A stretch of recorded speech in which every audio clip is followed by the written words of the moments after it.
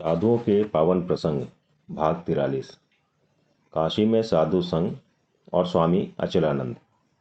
यह प्रसंग स्वामी चेतनानंद द्वारा प्रस्तुत है। भारत के आध्यात्म इतिहास में काशी का एक विशेष स्थान है। कहा जाता है कि जितने दिन तक काशी है उतने दिन तक हिंदू धर्म को कोई नष्ट नहीं कर पाएगा। काशी शब्द का अर्थ है मुक्ति। काश धातु का अर्थ प्रकाश होता है, जिससे सब प्रकाशित होता है, वही काशी है।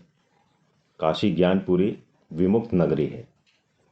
विश्वनाथ और अन्नपूर्णा काशी के अधिष्ठात्र देव देवी हैं। प्रायः प्रत्येक हिंदू के मन में काशीवास या काशी दर्शन की इच्छा उत्पन्न होती है। अनेकों की धारणा है कि काशी में मरने से मुक्ति होती है। इसी विश्वास से बहुत सन्यासी और व्यक्ति काशी में निवास करते हैं। 1970 ईस्वी के फरवरी महीने में मैं कई दिनों तक काशी में था। स्वयं प्रभानंद जी अद्वैत आश्रम काशी में रहते थे। मैंने पूछा, महाराज, शास्त्र कहते हैं कि वासनाक्षय नहीं होने से तत्व ज्ञान नहीं होता और तत्व ज्ञान नहीं होने से अंतिम जन्म होना संभव नहीं है। अतः शास्त्र, ठाकुर और श्री माँ ने कहा है काशी में मरने से मुक्ति होती है। तब तो शास्त्र पढ़ना निरर्थक हुआ। वेदांत आदि शास्त्र को गंगा जल में विसर्जन करके काशीवास करना ही अच्छा है। यह सुनते ही महाराज तो मेरे ऊपर नाराज हो गए। उन्होंने कहा, हम वृद्ध लोग उसी विश्वास को लेकर काशीवास कर रहे हैं और तुम आज का छोकरा आकर हम लोगों के मन में शंका उत्पन्न करना चाहता है। मैंने कहा, नहीं महाराज, आप वरिष्ठ तथा शास्त्रज्ञ सन्यासी हैं। मैं आपसे सत्य जानना चाहता हूँ। तब उन्होंने शांत होकर कहा, तुम भी सही और मैं भी सही।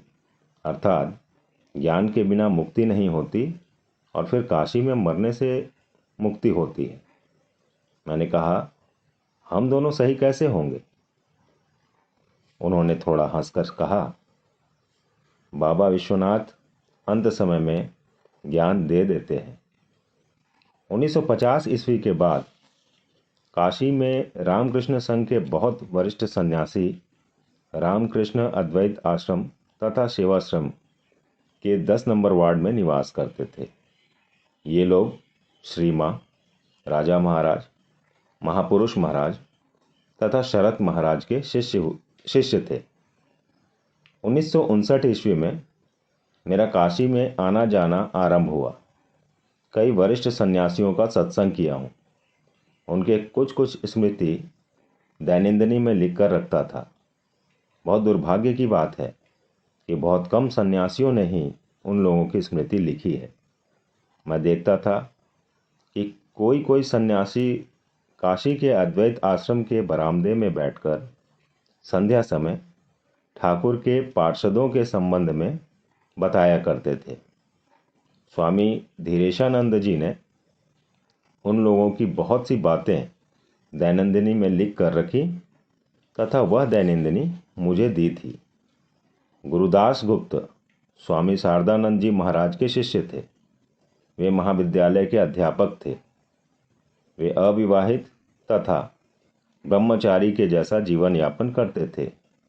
सेवानिवृत्त होने पर उन्होंने शेष जीवन काशी में ही व्यतीत किया था। उन्होंने ठाकुर के पार्षदों के संबंध में वरिष्ठ सन्यासियों से जो सुना था उसको विभिन्न दैनंदिनी में लिख कर रखा था।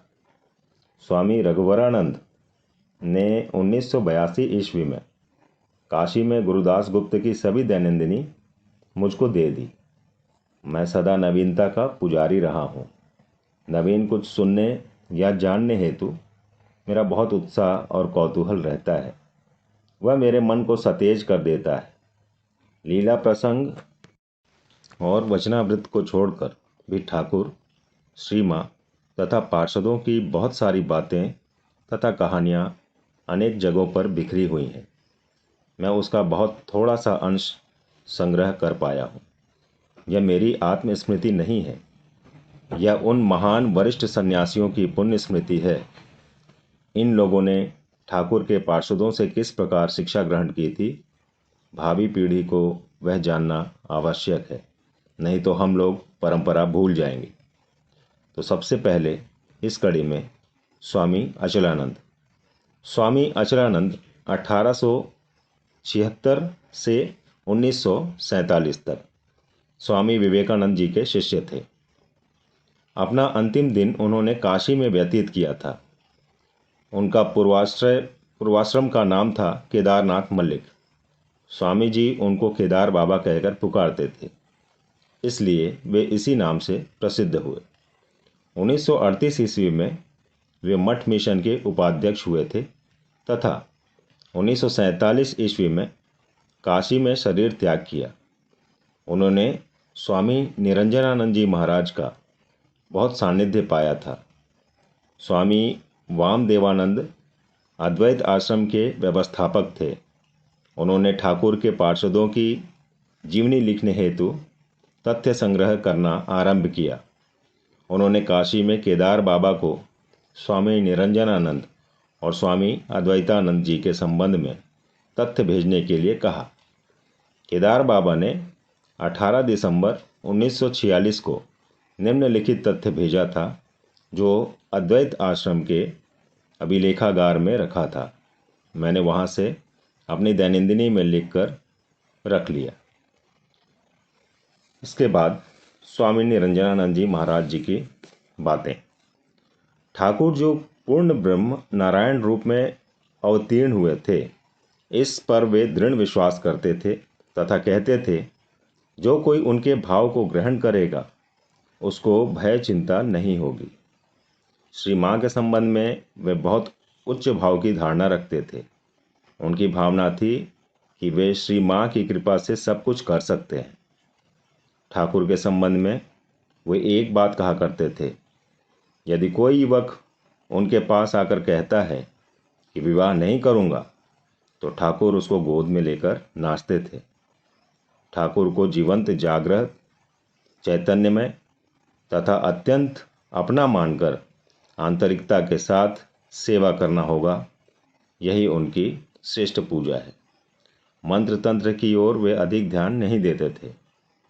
वे स्वयं अत्यंत तेजस्वी पुरुष थे, किसी की परवाह नहीं करते थे। एकमात्र ठाकुर ही उनके आश्रय हैं, ऐसा वे सोचते थे। सभी के भीतर बेपरवाह के भाव को वे पसंद करते थे। स्वामी जी द्वारा प्रवर्तित सेवादि कार्यों के प्रति उनकी अत्यंत श्रद्धा थी और सभी को नारायण ज्ञान से सेवा करने हेतु उत्साह देते थे। वे स्वयं अत्यंत सत्यनिष्ठ थे और सभी लोग सत्यनिष्ठ हों, ऐसी उनकी आंतरिक इच्छा थी। जिसकी बातें सत्य नहीं रहती थीं, उसकी बातों को वे बिल्कुल ही पसंद नहीं करते थे। इस संबंध में एक घटना हुई थी। काशी सेवाश्रम के आरंभिक अवस्था में सेवादि कार्यों को देखकर कोलकाता के एक धनी व्यक्ति अत्यंत संतुष्ट हुए तथा निरंजन महाराज से कहा कि वे अकेले ही सेवाश्रम के जमीन तथा मकानों के निर्माण हेतु समस्त व्ययभार लेंगे। किंतु कई दिनों के पश्चात उन्होंने अपना मत परिवर्तन कर लिया तथा कहा कि अभी आप 500 रुपये मासिक लीजिए, बाद में और देखा जाएगा।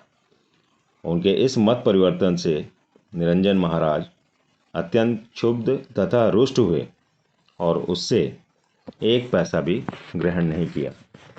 उनका हृदय बहुत उदार था तथा आश्रित लोगों की सभी प्रकार से सहायता करते थे, इसलिए किसी अन्य बातों की ओर ध्यान नहीं देते थे। युवकों को त्याग के मार्ग पर आने हेतु बहुत उत्साहित करते थे। फिर यह मार्ग बहुत कठिन है, इससे भी उन्हें सावधान कर दिया करते थे। एक बार एक युवक के गृह त्याग के संकल्प को जानकर उस युवक के एक मित्र को पत्र में लिखा था, सन्यासी होगा बहुत अच्छी बात है, किंतु मार्ग बहुत कठिन है।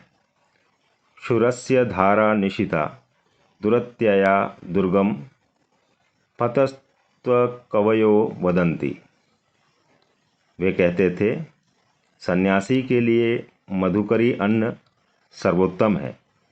वे स्वयं भी कई बार मधुकरी करते तथा मधुकरी का अन्न ठाकुर को निवेदित करके प्रसाद ग्रहण करते थे। शरीर को स्वस्थ रखने हेतु वे बहुत उत्साहित रहते थे, जिससे युवकों का शरीर दृढ़ तथा कर्मठ हो, इस ओर वे विशेष ध्यान रखते थे। स्वामी अद्वैतानंद जी की कुछ स्मृति। श्री ठाकुर के उपदेश तथा निषेध वचनों का वे स्वयं अक्षरशः पालन करते थे तथा सभी को पालन करने के लिए कहते थे। किसी के द्वारा इसके विरुद्ध आचरण करने पर वे बहुत नाराज होते थे। श्री ठाकुर के जैसा ही उनका भी बड़े बड़े विषयों से लेकर छोटे छोटे विषयों के प्रति ध्यान रहता था। बहुत जोर से दरवाज़ा बंद करने पर तथा नया वस्त्र को जोर से फाड़ने को वे मना करते थे। श्री ठाकुर सेवा पर उनकी दृढ़ निष्ठा थी। साफ सुथरा रहना, सभी सामान यथास्थान सजाकर रखना तथा सभी कार्य निर्दिष्ट समय पर करना उनका स्वाभाविक गुण था। वे सभी को इसी प्रकार से जीने का उपदेश देते थे।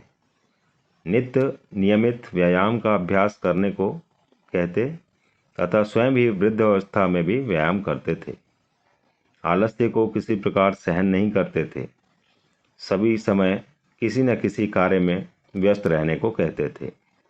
मठ के बगीचे में तथा अन्य कार्य बहुत श्रद्धा से किया करते थे तथा सभी को उसी प्रकार करने को कहते थे। क्रमशः आगे के प्रसंग में स्वामी भास्करानंद जी महाराज के विषय में जल्द ही आपको जानकारी दिया जाएगा। जय श्री राम कृष्ण।